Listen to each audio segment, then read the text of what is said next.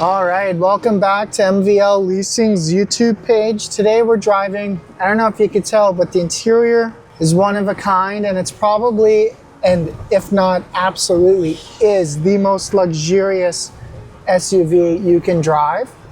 We're in the 2025 Rolls-Royce Cullinan.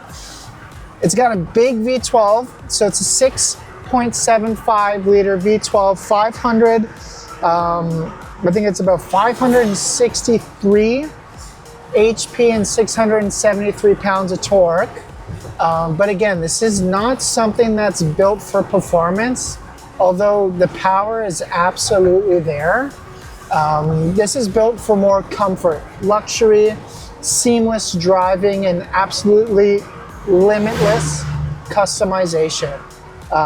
Like the craftsmanship in this car is unmatched. Like it's kind of breathtaking, like driving this thing. It has a presence where you're like almost intimidated to drive it if you don't have the pockets for it, which I don't, one day hopefully. But it also makes you feel like you want to put on a British accent because it is absolutely magnificent. It makes you feel special, and that's exactly what this car is for. Being behind this wheel, seeing the Spirit of Ecstasy at the front, just what a statement piece. We are in the 2025, so this is a bit different from the previous gen. The previous gen, absolutely beautiful car as well, but I really like the way they've added the illuminated grille.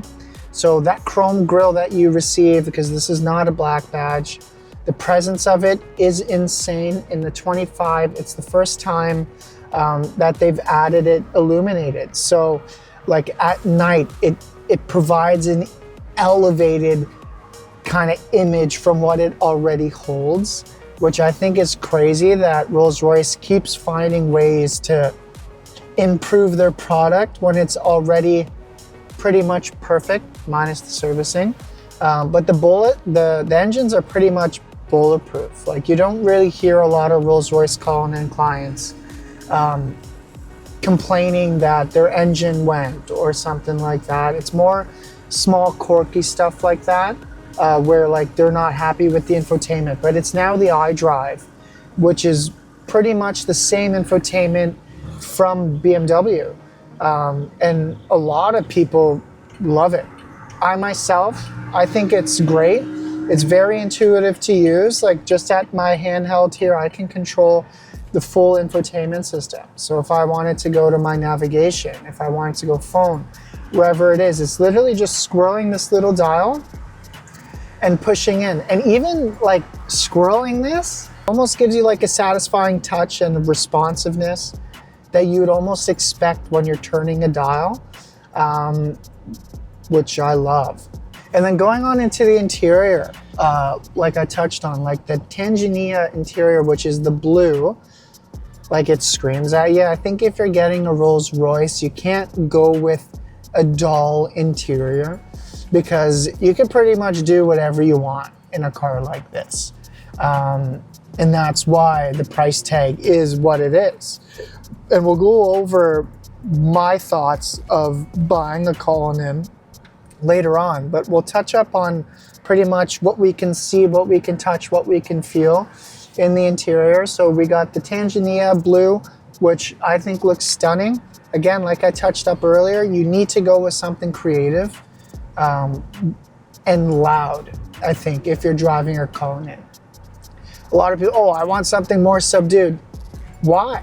When you're driving the car and someone sees the exterior of it, they're already looking. So you may as well go crazy and get something that you like. Because I do think a full black interior on something like this, it would still feel as luxurious, but it wouldn't have the presence that we're receiving in the current cabin that we're in. Like the two-tone steering wheel, the two-tone dash, everything to your eye is exactly the way it should be. Like the inside blue, the inside, it's all consistent, and I think it looks absolutely perfect. There's really not much to complain about. The dash, I love it. Rolls-Royce has had the same kind of infotainment design for years, and it's timeless. Like if you get into a 2012 Ghost or a Wraith or whatever it is, like you'll have the same kind of design, so it's pretty familiar. Like when you hop in here, you got your radio stations here, which are pretty easy. Just 1, 2, 3, which is like the old classic design, which I actually like. Then you have a little button here for your satellite radio, change stations. This dial, that's it. It's for your radio. Like you don't have to overcomplicate anything in an interior. And sometimes minimalism is luxury. You got your fan speed at the bottom here, heated seats, cooled seats. You have your heated steering wheel here. I love the way they have the climate control. It's pretty cool. It's just a little dial and it's really easy to use. And then you'll have your recirculate your air, all basic stuff.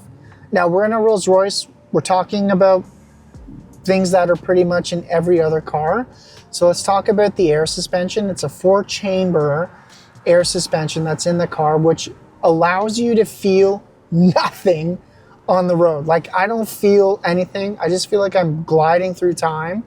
Like I don't even feel bumps. Like I've been trying to go over sewers to get a little bit of play, body roll, but like you just don't receive it in this car. The way it handles is unbelievable. Like I've been saying unbelievable a lot because it kind of takes your mind off things and it's crazy.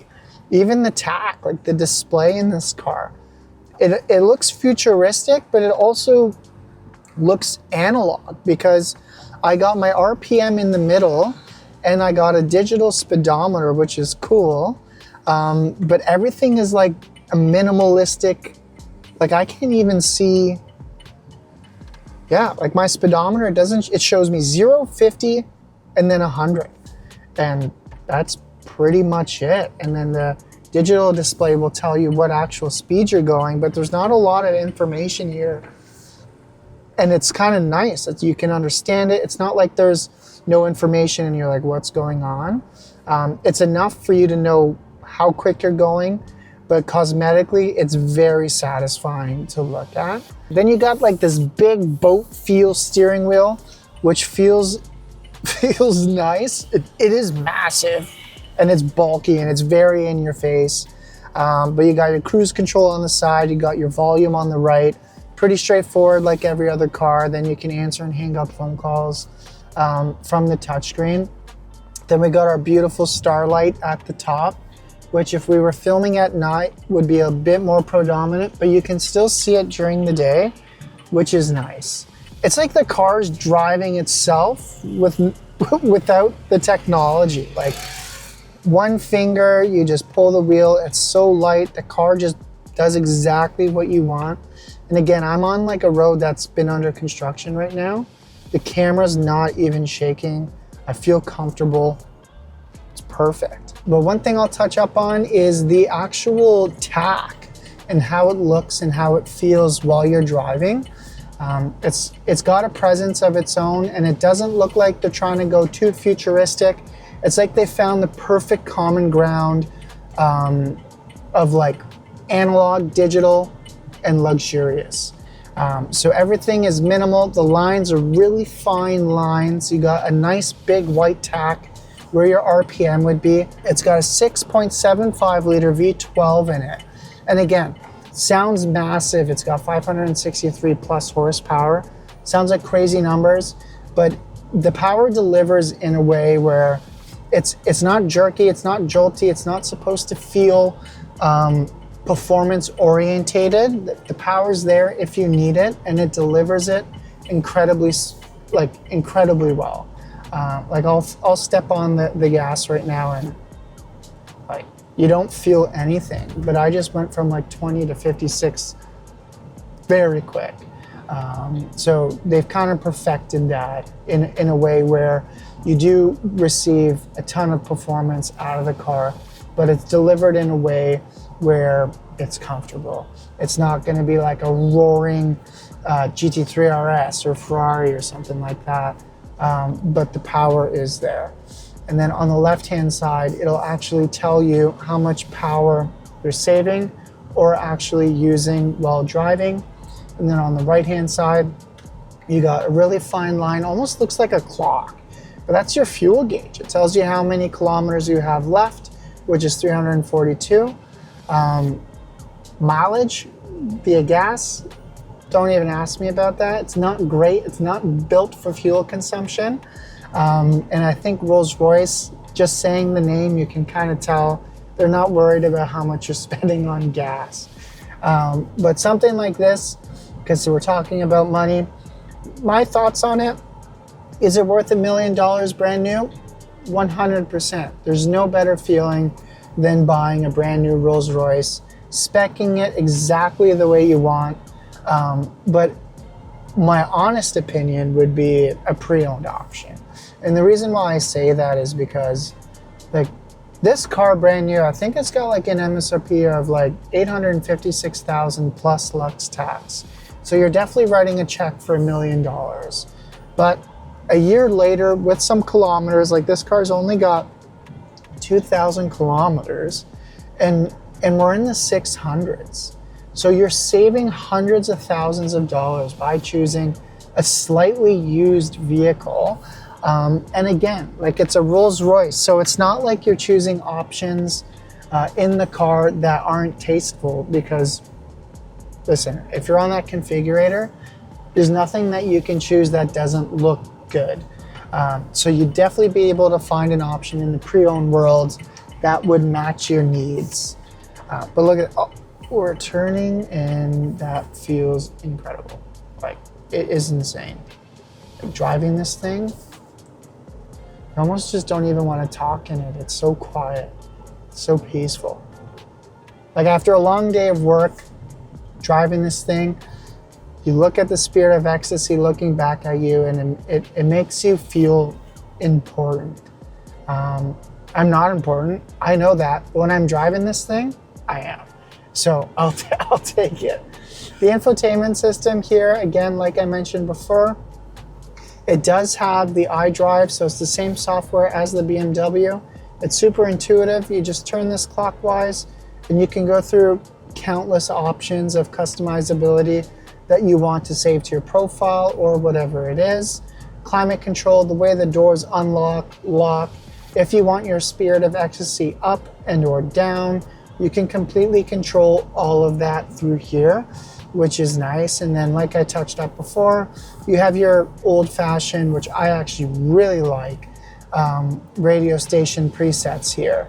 So you can pretty much just tap that and you can change your radio stations like you would in a car in the early 2000s, and it's a nice touch. All right, that pretty much concludes the video. We've gone over everything that you would need to know while driving behind the wheel of your Rolls-Royce Cullinan. So you let me know down below, do you think everything's accessible? Do you think it's intuitive? What are your thoughts of the infotainment system? Let me know down below. Would you go with a crazy interior? Do you think that's a must-have like I do? Leave a comment down below. Let me know your thoughts, and thanks for watching. Stay tuned.